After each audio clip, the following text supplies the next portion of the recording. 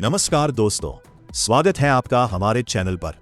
आज हम बात कर रहे हैं अमेरिका और ईरान के बीच चल रहे तनाव की, जो अब युद्ध का रूप ले चुका है। करीब 45 दिन से जारी इस संघर्ष को रोकने के लिए इस्लामाबाद में शांति वार्ता हुई, लेकिन वो पूरी तरह विफल रही। इस बीच अमेरिका ने ईरान पर लिमिटेड स्ट्राइक्स की चेतावनी दी है। वहीं ईरान ने स्ट्रेट ऑफ हॉर्मुज को ब्लॉक कर दिया है, जिससे कच्चे तेल की कीमतें $120 प्रति बैरल के पार पहुंच गई हैं। इसका सीधा असर भारत सहित कई देशों की अर्थव्यवस्था पर पड़ सकता है। विशेषज्ञों के अनुसार इससे महंगाई बढ़ सकती है और चालू खाता घाटा यानी करंट अकाउंट डेफिसिट भी बढ़ने की आशंका है। अब बात करते हैं इस विवाद की सबसे बड़ी जड़ यानी यूरेनियम संवर्धन की। डोनाल्ड ट्रंप का मानना है कि ईरान परमाणु हथियार बना सकता है। उनके अनुसार ईरान के पास समृद्ध यूरेनियम नहीं होना चाहिए। फिलहाल ईरान के पास लगभग 60% तक समृद्ध यूरेनियम मौजूद है।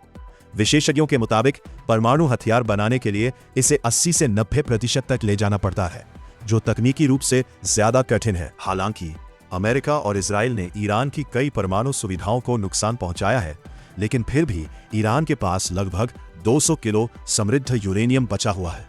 अब इस पूरे मामले में एक नया मोड़ सामने आया है। व्लादिमीर पुतिन ने एक समाधान प्रस्तावित किया है।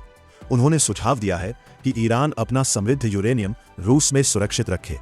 इससे अमेरिका को संतोष मिल सकता है, क्योंकि ईरान के पास तुरंत हथियार बनाने की क्षमता नहीं रहेगी। वहीं ईरान अपनी जनता को यह भरोसा दिला सकता है कि उसका यूरेनियम एक मित्र देश के पास सुरक्षित है और जरूरत पड़ने पर वापस लिया जा सकता है। लेकिन इस प्रस्ताव के सामने कई बड़ी चुनौतियां भी हैं। इस समय अमेरिका और रूस के बीच संबंध अच्छे नहीं हैं, खासकर यूक्रेन युद्ध के कारण। अमेरिकी जनता और मीडिया भी रूस पर भरोसा करने के पक्ष में नहीं है। कुछ रिपोर्ट्स में यह भी दावा किया गया है कि रूस कैस्पियन सागर के रास्ते ईरान को हथियार और ड्रोन सप्लाई कर रहा है। ऐसे में डोनाल्ड ट्रंप के लिए इस प्रस्ताव को स्वीकार करना राजनीतिक रूप से भी मुश्किल हो सकता है। अंत में स्थिति बेहद गंभीर बनी हुई है। इजराइल की सेना ईरान पर बड़े हमले की तैयारी कर रही है। अगर ईरान अपना यूरेनियम किसी दूसरे देश को देने या नष्ट करने के लिए तैयार नहीं होता, तो यह युद्ध और भी भयानक रूप ले सकता है। अब सबसे बड़ा सवाल यह है कि क्या कोई मजबूत और ईमानदार वैश्विक नेता सामने आएगा जो इस संकट को खत्म कर सके। आपकी इस पूरे मामले पर क्या राय है, हमें कमेंट में जरूर बताएं।